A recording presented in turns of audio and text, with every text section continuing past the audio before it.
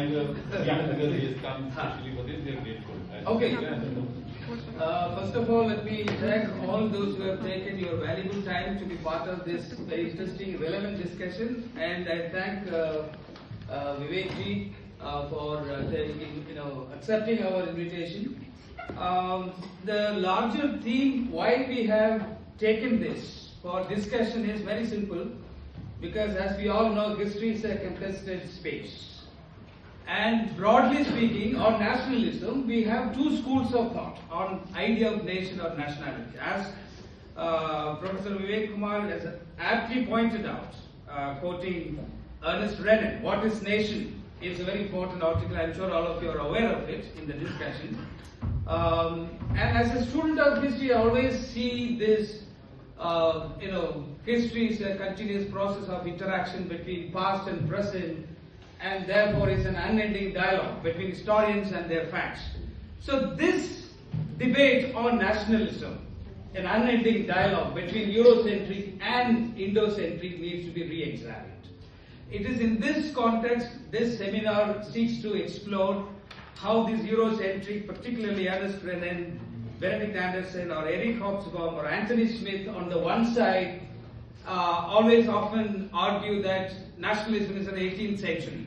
Is it really the case as far as India is concerned? Or we need to look at the other way around?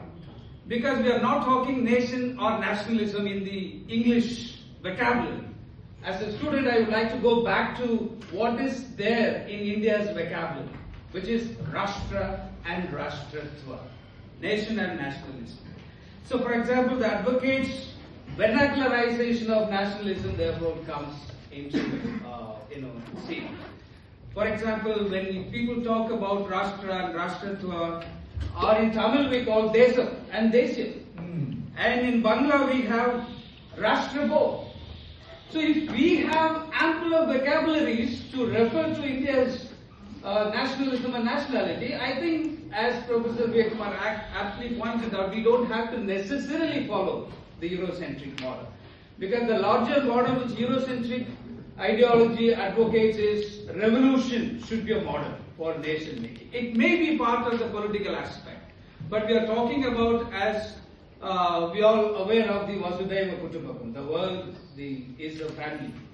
And vernacularization of nationalism is very important because Bankim Chandra Chatterjee or Chandranath Basu or Lala Lajpat Rai or Bipin Chandra Pal or Arvind Ghosh, or in fact even someone from Madras Presidency, Mahakavi Subramanian Bharati. So it is in this context, Rashtra and Rashtratva, for me, the simplest definition of nationalism is idealism in politics. So that idealism can be traced back to spiritualism, or that spiritualism is built on the premise of Vasudhaiva Kutumbakam. So this Vasudhaiva Kutumbakam talks about happiness of all and welfare of all. We are talking about that inclusive aspect of nationalism. So basic question this seminar seeks to ask is, the first question would be, why did the Indian thinkers have to invoke the spirit of motherland, where there are various other alternatives? And the second is, how did this Bande Mataram transcend binaries and boundaries? We are not trying to look at the idea of motherland in binaries or boundaries. It is very inclusive. It should be seen as an inclusive concept.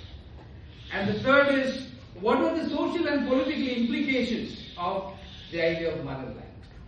It created a series of changes politically and sociologically, culturally and spiritually, and therefore I always reminded of the popular nationalistic poet, in Tamil Nadu. The question is, he always says this, the point the British were afraid of, only two things. The British were afraid of only two things. One is Bande Mataram and the second is Swaraj. And they often had gone to the extent to say, Subramania Bharati and Koti, these are the two Indian ghosts that were haunting the British. It is in this background I think we need to look at the seminar and the theme, how this can be looked at from an inclusive aspect in history writing, and therefore we need to re-examine this rather than, as Professor said, not restricting to any particular structural aspect. We need to go beyond binaries and boundaries. Thank you all. Then we will start.